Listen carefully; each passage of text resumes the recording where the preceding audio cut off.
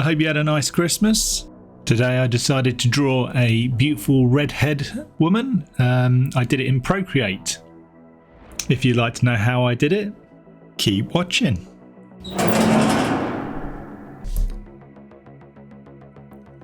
Hello again. So today I was working in Procreate. Sometimes I do this because I just enjoy the variety. I could just sort of sit on the computer and do Photoshop more often, but today was different. Just enjoyed just sitting on the sofa and playing around. I wanted to put my skills to the test on this one and just do a image from memory. So I sort of took all the ideas that I've been working on over the last few months and stuff, just trying to sort of figure out the anatomy better and work on it that way.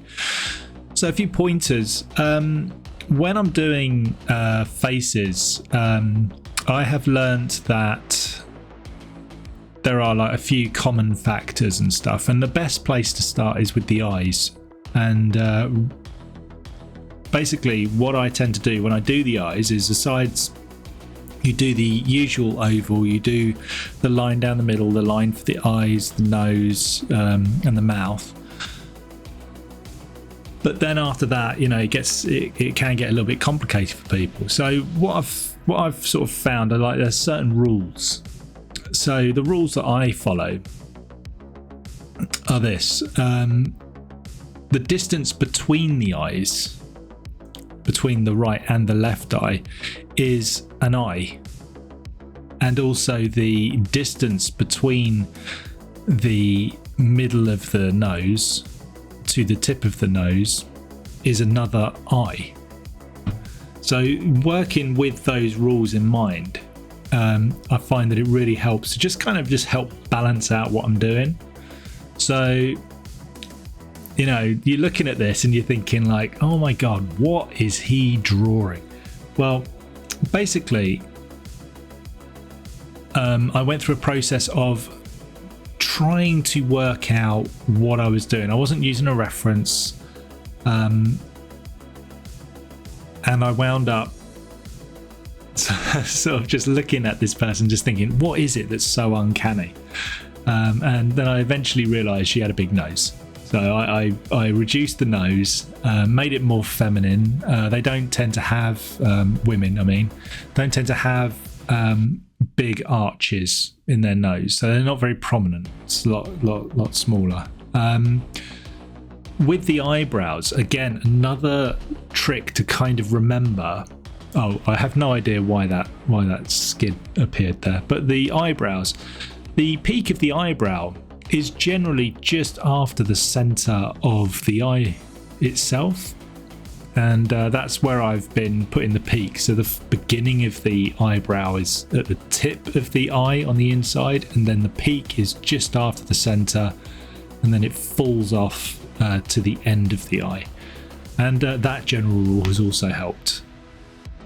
With the lips, they tend to not expand more between the nostril and the center of the eye, so try not to go any further than that unless you're doing like a sort of caricature style. The other thing I was doing with this was I wanted it to be more like a painting, so I decided that if I was going to do layers, it was going to be very rare. So it was only if I was going to like test something out. So what I did was I just drew the basic look. Then on another layer, I filled it with the orange and just started sort of painting it. So I brought down the opacity of the line work. And by doing that, I was able to just sort of paint as I would normally on a canvas. And that really helped. As for the hair, that was all done on another layer as well, just to make sure that I actually had something good, but I wouldn't be ruining the original artwork. So I went on to Pinterest, and I highly recommend it for anybody that's interested in trying to draw from memory and stuff like that. If you do find yourself getting stuck, which I do, more often, than I really want to admit, but That's just the way it is. So I tend to go onto Pinterest just to kind of like unblock, the blockage and find something that just goes, that's it. So, I've got my own boards and it's all to do with hair. It's all to do with styles of hair. And, I just sort of pick one and decide to try it and play with it. The other thing that I learned as well, which was fun, was besides using all the colours and blending them and things like that, when it comes to hair, it's really important to think about the base colour of the hair.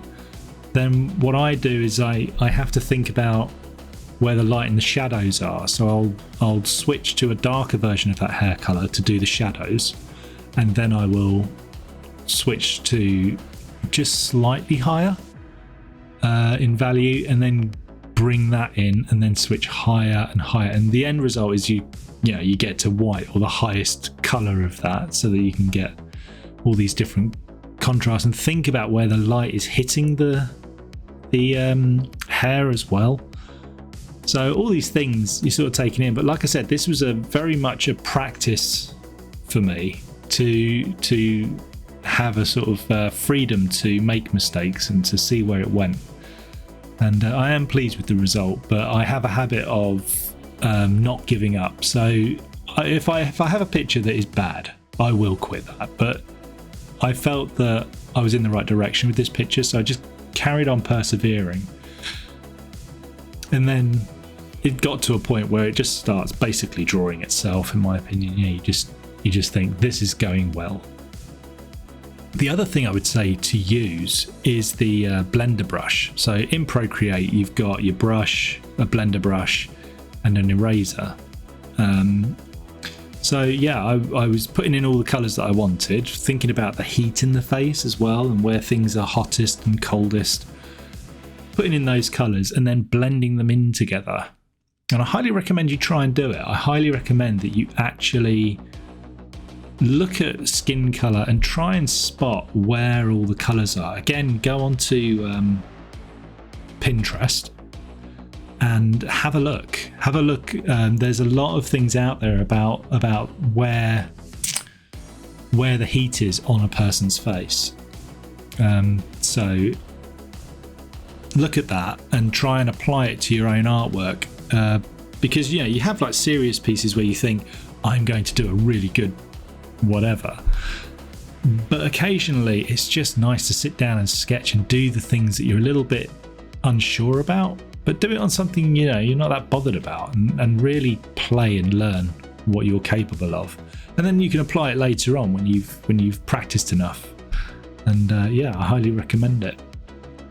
So anyway, with this, I basically condensed all the layers again and reduced the line work down to what's it called? Overlay. And it kind of makes the black lines mimic a few of the colours in your image, so it sort of blends them a bit better.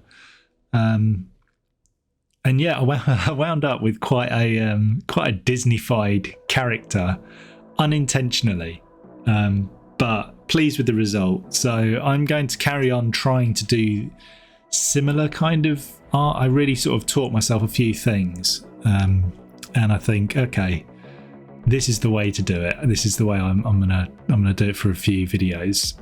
I do have a few other videos that I've done on Procreate, and I thought, oh, you know what, I'll upload these and see what people think.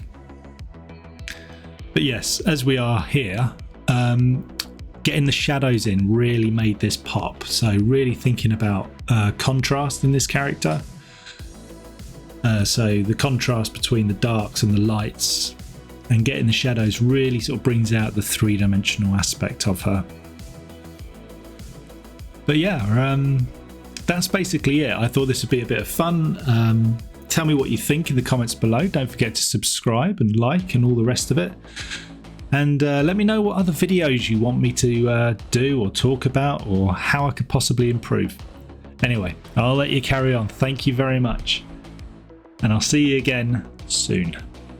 Bye. And here's the finished article. Let me know what you think in the comments below. I also write horror and sci-fi books, so look me up on Amazon under Richard Coyley. Bye.